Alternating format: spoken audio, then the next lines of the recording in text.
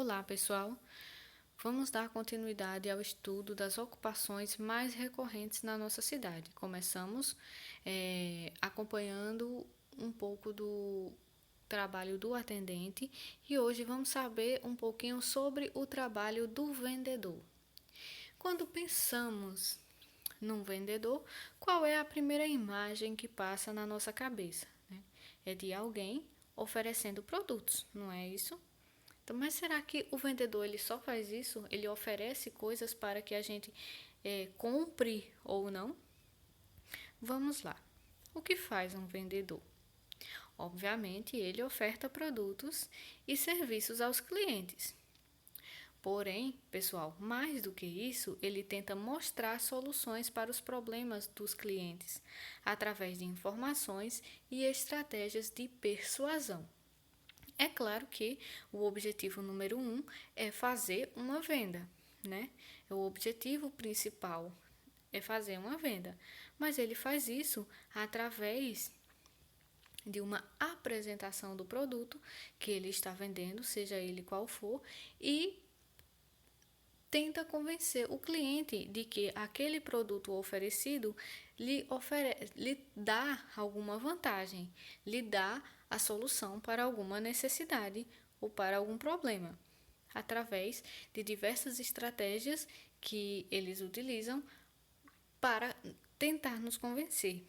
E mais do que isso, não só nos convencer de uma compra, mas de nos persuadir de que a marca que ele representa, ela será importante em nossas vidas. O vendedor, ele precisa das mesmas características do atendente.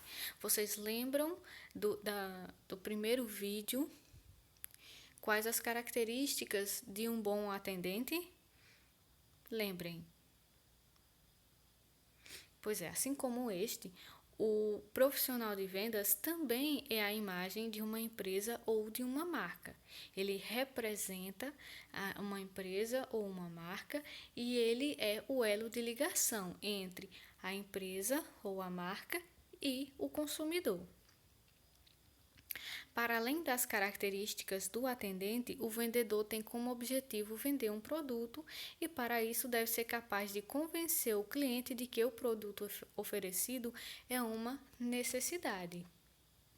Olha, para o profissional de vendas, deve ser considerado o seguinte, que um produto não é só uma coisa, ele carrega em si um nome, né? Ele carrega uma marca. E aquela marca não é só um nome, ela está envolvida em uma filosofia, em uma crença, seja ela qual for. E além de vender um produto, o vendedor ele está vendendo a ideia associada àquele produto e as emoções que aquela ideia podem causar no consumidor. Tá? Ele tem que envolver o consumidor em uma atmosfera de sensações, de pensamentos que levam o consumidor a crer que aquele produto não é só uma coisa, né? Mas que vai fazer parte da sua vida e que vai lhe servir muito bem para resolver os seus problemas. Além de uma venda, o bom vendedor precisa ganhar a confiança do cliente para garantir a fidelidade deste. O bom vendedor, ele não ganha o cliente só por uma venda, tá? Vender um produto é até fácil, né? Agora, difícil é você ganhar a confiança de um cliente. Uma coisa é você chegar numa loja que você nunca viu, levar um produto e nunca mais voltar. Outra coisa é você se sentir tão bem naquele ambiente e sentir tanta confiança naquele vendedor que você passa a frequentar aquele local mais vezes. E quando você chega, você procura aquele vendedor porque você já o conhece, você sente que tem uma afinidade com ele. E quando é que isso acontece? Primeiro, o bom vendedor, ele não pode ser mentiroso. Ele tem que convencer o cliente de que ele precisa do produto oferecido. É verdade, mas ele não vai fazer isso através de mentiras. Ele vai utilizar argumentos que sejam de acordo com uma lógica, né? Que levem em consideração de fato as necessidades do consumidor. O vendedor ele tem que ser capaz de perceber se o produto oferecido realmente é a melhor solução para o cliente e ser muito claro, explicar para que serve aquele produto, explicar como aquele produto pode ser útil na vida do consumidor, né? E deixar ele bem à vontade, deixar ele à vontade para decidir se leva ou não leva. Tá?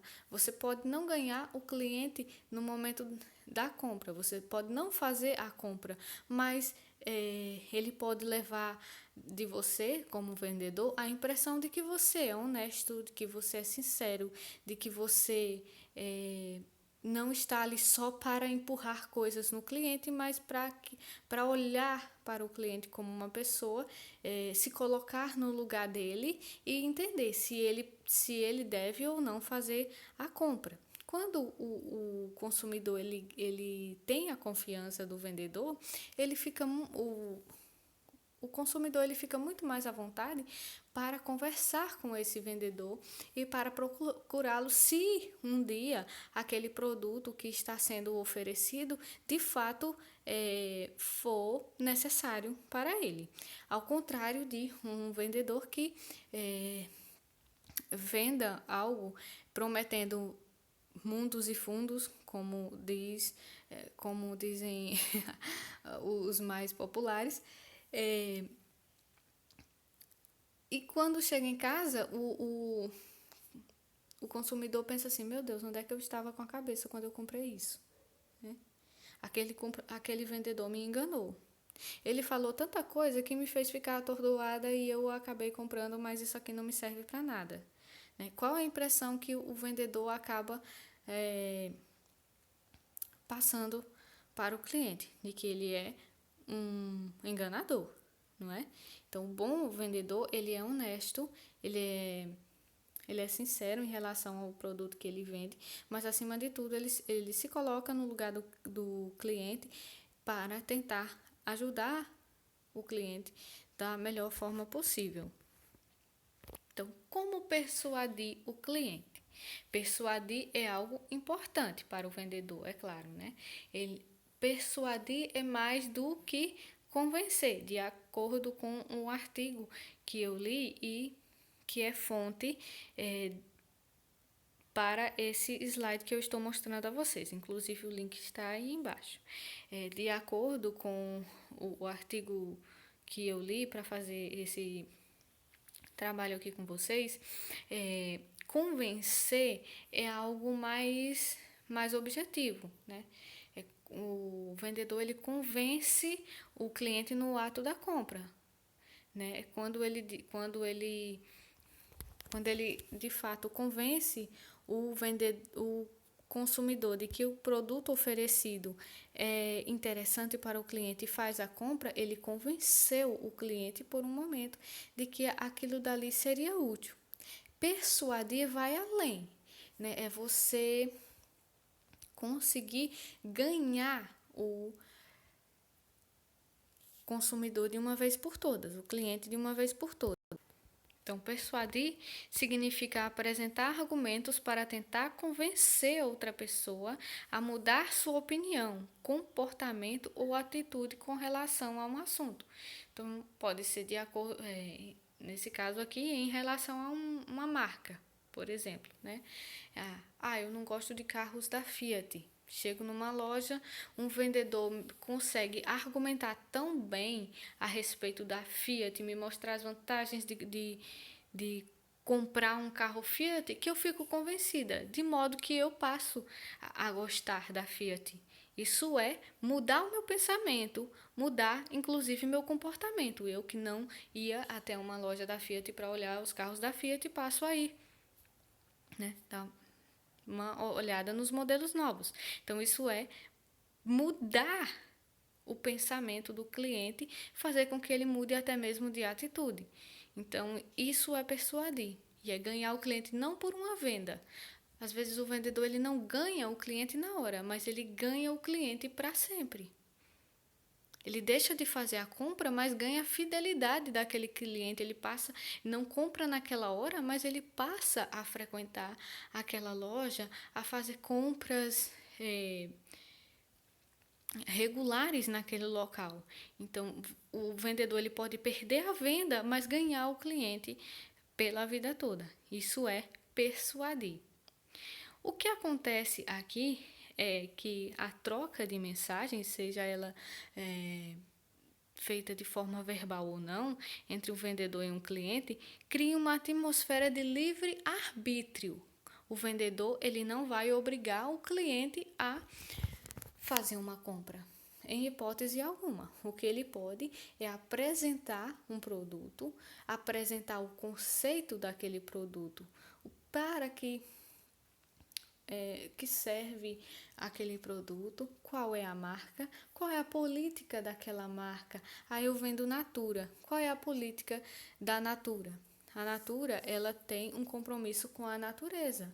Quando eu vendo Natura, estou oferecendo um produto que se preocupa com o meio ambiente. Eu tenho que vender não só o shampoo da Natura, o creme da Natura. Eu vendo também uma ideia, um conceito de proteção à natureza. Tudo isso está associado. Eu, como vendedora, tenho que saber argumentar, falar sobre o produto oferecido, tá? Quais as vantagens de adquirir Natura? Estou adquirindo um produto que não agride a natureza tanto quanto outros produtos. Então, tenho que saber ganhar o cliente pela filosofia do produto, pela política do produto, pela vantagem de adquiri-lo, não porque o cliente é obrigado a comprar a minha marca. Não, ele compra se ele se sentir à vontade em comprar a minha marca. E ele só vai se sentir à vontade de comprar a minha marca se ele sentir que afinidade com ela. Se ele sentir que a minha marca tem os mesmos princípios que os princípios dele. Tá? É assim que funciona uma compra bem feita. Aliás, uma venda bem feita, uma venda que é pautada na ética e no respeito. Ou seja, o consumidor sai da negociação, seja ela física ou virtual, certo de que a decisão de compra foi totalmente natural e partiu dele próprio, apesar de ter, claro, sofrido a influência das palavras, dos gestos, do comportamento do vendedor. Mesmo sendo uma tentativa deliberada de influenciar os outros, no final das contas as pessoas não são coagidas, pois elas são livres para escolher. Isso é claro se você usar os meios certos para persuadir. Sabe quando você é atraído por uma oferta com a contagem regressiva indicando que está perto de acabar? Eita, meu Deus, aquele produto já está acabando, deixa eu correr e comprar logo, senão vou ficar sem. Ou quando você encontra o produto que procura e descobre junto ao preço que é a última unidade. Ah, tá, nossa, se eu não comprar logo, vou ficar sem por muito tempo. Ou então você pensa assim, eita, se só tem uma unidade é porque muita gente comprou. E se muita gente comprou, então é muito bom. Né? Então são estratégias, são coisas que as marcas utilizam para nos convencer a fazer a compra. Né? São estratégias que fazem com que a gente mude o nosso pensamento, mexe com nossa forma de pensar, o nosso raciocínio e nos leva à compra. Né? São técnicas que as marcas vão adquirindo com o tempo, vai pedindo auxílio de quem entende de propaganda e marketing. Inclusive a propaganda é a alma do negócio, já diz o ditado popular, né? A propaganda ela caminha junto com a venda. O vendedor ele tem que saber fazer uma boa propaganda, mostrar uma boa imagem do produto que está vendendo e utilizar as palavras certas para convencer o cliente.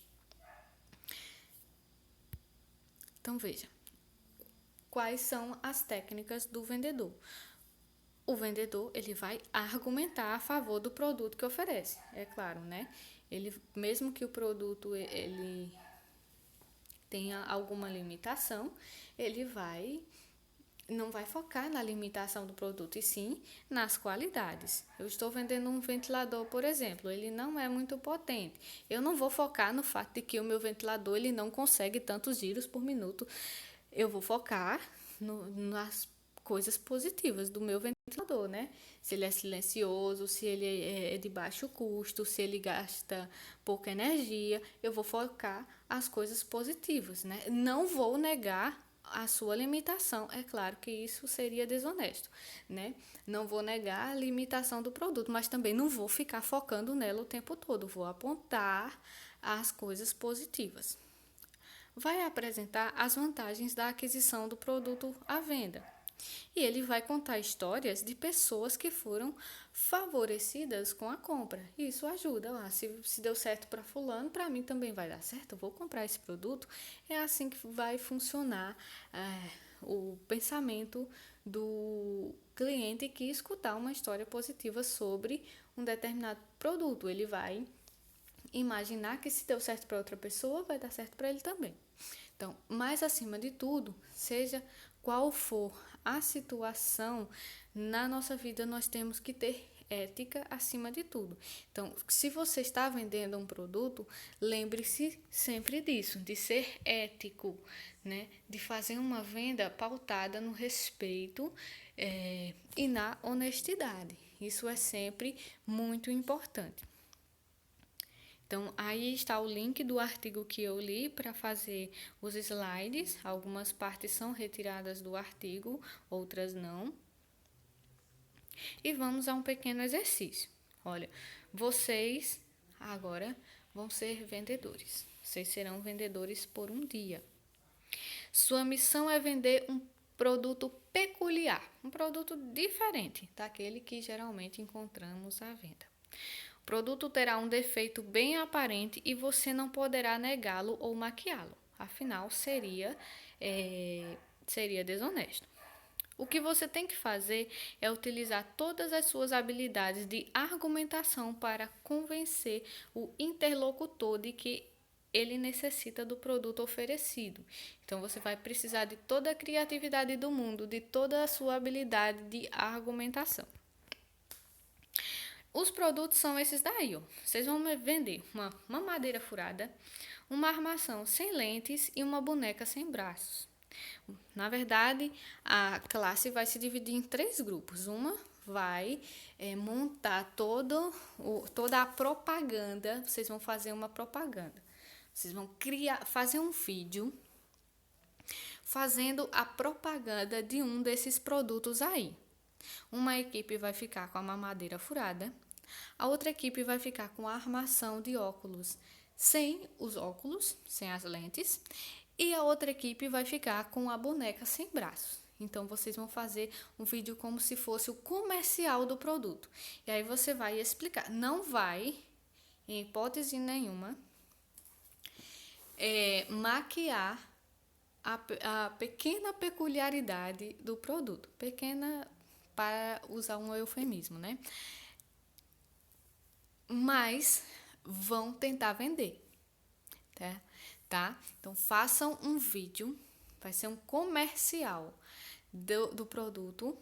Vocês vão focar nas suas vantagens e vão tentar convencer o máximo possível, tá certo? O máximo possível de pessoas vão apresentar seus vídeos aqui no nosso grupo, tá? Lembrando que isso é só um exercício, é uma brincadeira, não é lógico, vocês não vão sair por aí perambulando, vendendo nada disso, tá? E só para acrescentar aqui uma informação que pode ser útil. A Lei 8.078/90, 1990, é o Código de Defesa do Consumidor. No seu artigo 6º, ele defende que